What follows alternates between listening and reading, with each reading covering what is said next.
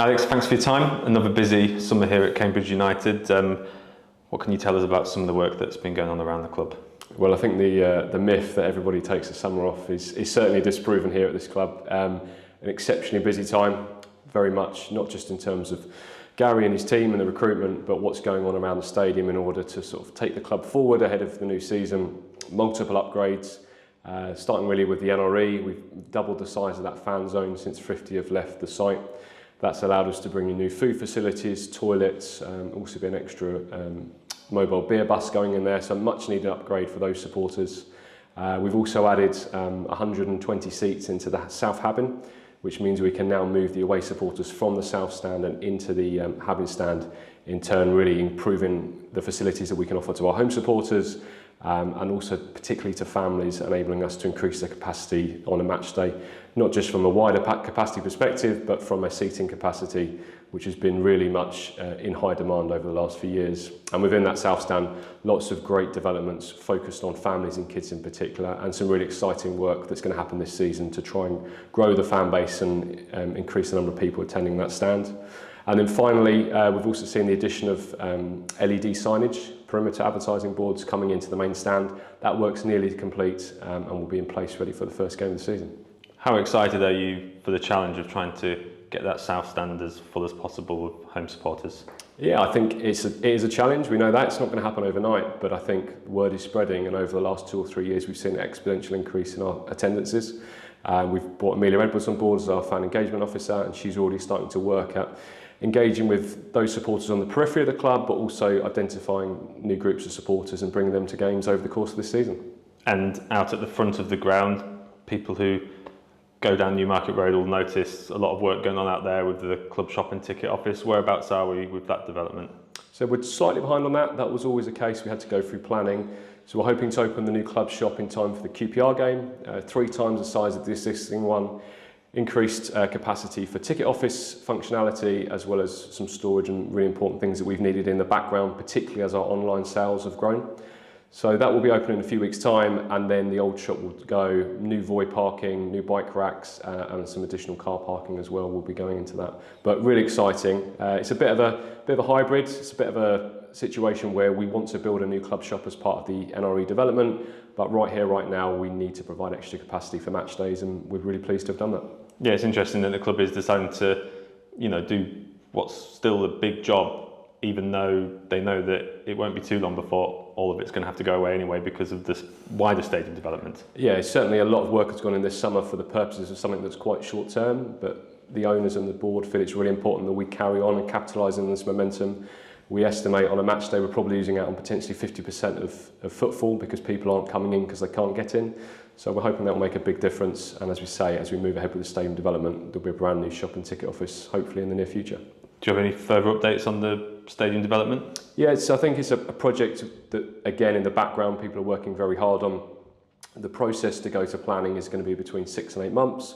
We're hoping to be able to press that button hopefully by the end of August. That's going to involve a whole plethora of consultants and wider people from the community. They're all lined up and ready to go. There's a few commercial pieces that are taking place in the background. And as soon as we're in a position to press the button on the planning application, we will start reaching out to supporters for engagement and input on some of the designs and some of the more exciting aspects of it. Talk to us a bit about the LED installation. What was the thinking behind that decision, and how are we looking in terms of being ready for the start of the season? Yeah, so it's something that we were keen to press the button on as soon as we knew the Sky TV deal was going to be signed. There's going to be a minimum of 21 games shown on Sky next season for the club. Roughly 50% will be home games, and it's a great opportunity for local brands to put their own brand well out there in terms of national and international reach. We've also had a lot of feedback from sponsors that we're not offering it. The way the world is going is very digital based, and it also allows sponsors to change their advertising content on a game by game.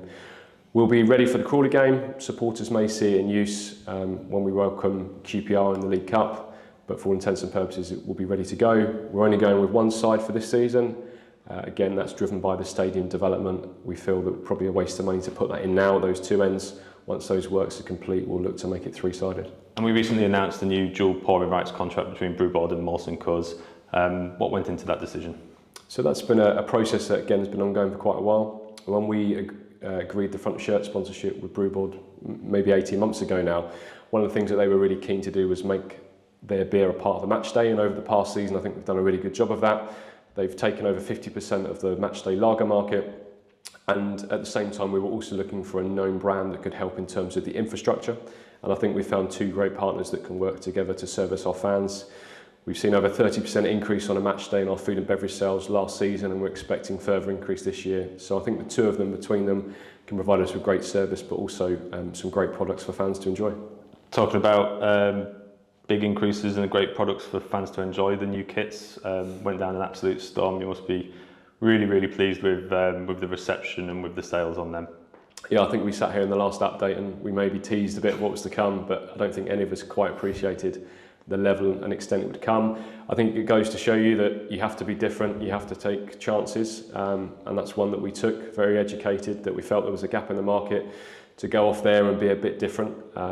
They've gone down really well within our own fan base. There's something for everybody, home, away and third, and probably proven by the fact that we've sold out of everything and had to reorder. But I think overall the range is great, fantastic partnership with Umbro, lots of hard work behind the scenes from all kinds of people getting involved in that process.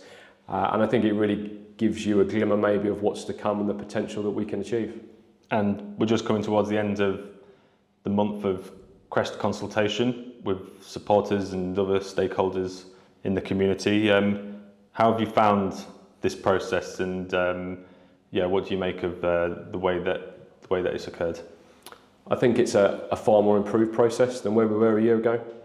It's a process that's allowed us to really delve into the fan base and get constructive feedback, be that online, be that taking it out into different demographics. I think we're really keen to understand how all of those different groups perceive the Crest, how they interact with them, what they want. We know it's an emotive subject, we know it's a very delicate one, and we know that we need to protect the history and the heritage of the club. The owners have been very clear about that. Even though they're driving change and they want to change the identity of the Crest, they also want to retain a lot of the history and the heritage, and you'll see that from the secondary assets that are built around it. In terms of where we are as part of the process, we're coming to the end of the month's consultation period. It's about a week to run, and then we'll be releasing a survey so that fans can individually feedback on all three of the designs and the secondary assets. And then in August, we'll be sitting down, reviewing all of that, meeting with the shadow board, and coming up with a final proposal that will go to the board and the owners for sign-off. We may tweak a few things based on feedback, we may look to evolve a few different things, but all in all we think we're in the right ballpark in terms of one of the three designs based upon the feedback we've had, and we'll communicate that to fans when the time's right. Season ticket sales, they've been going well? Yeah, really good, really strong to start with.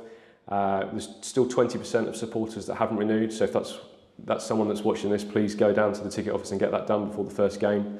We're just over 3,150. We ended last year on 3,300, including half-season tickets. So the growth is where we would expect it to be. I suspect we'll be somewhere between 3,300 and 3,500. If you look back over the last 3 years, that's incredibly high growth. And I'm sure that many more people will renew between now and the end of August. And there's been some big developments on the digital side as well. New website obviously launched, new app coming soon, and for supporters who stream the games from overseas, they'll also be able to do so next season from cambridgeunited.com. Yeah, so in addition to the Sky deal, anyone who's overseas can continue to watch our games live, very much in the way that I follow us. It will just come through our new website. Anyone who's watching domestically will watch through Sky Plus, and then on top of that we've got a new app that we'll be launching shortly, which will link into not just streaming, but how people access their tickets, how they can interact with us on the match day, and some really exciting developments that we'll release throughout the month of August. We've been sat here talking all this time and we've not even touched on the first team yet, so yeah, it's been a really good few weeks in particular, I'd say, in terms of recruitment. Where do you think that we're at in terms of building the complete squad for next season? Yeah, I think we've very quietly been going about some good business, adding experience, but also adding legs across the park. Gary's spoken about being able to get up and down the pitch a lot quicker. We need to be more dynamic, and we need to have more possession and win more football games. So that's going on. That will be a process that will continue to go on, not just over the next couple of weeks before we get to Stockport, but probably between now and the end of August. And as those players come in, they will need time to gel and develop, but I'm fairly certain that we are building something really good. the characters that are coming in very much align with Gary and the principles of the club, and hopefully it will all come together in time for a really memorable season. How pleased are you with how Gary's settled into the club? Yeah, I think the fact that day to day it feels like he's been here forever is a really good sign. I think he is a really honest, hard-working individual, really clear communicator. I think that comes across with a lot of the interviews with the players. He's certainly making a big difference in terms of having conversations with players, attracting players. Himself and Ben have worked exceptionally hard. I think the new training ground facilities are starting to pay dividends in that department. And yeah, we're really excited for what's to come. Great chance to meet Gary and all the new players and the retained players tomorrow at the open day. Yeah, the open days feedback we've had from fans that they want to come and do this in advance of the season starting. We'd have loved to have done it at the training grounds. We've had some issues there with the pitch refurbishments as a result of the weather. But tomorrow, great opportunity to come down, see the South Stand facilities, see the improvements, see what it's like to watch a game from there. But most importantly, get to know the players, and there'll be plenty of opportunities for questions and autographs at the end. Finally, what's your message to supporters? Just a couple of weeks to go until we get underway in League One. Enjoy the sun, strap yourself in, and get ready for what I'm sure is going to be another great season. Thanks for your time.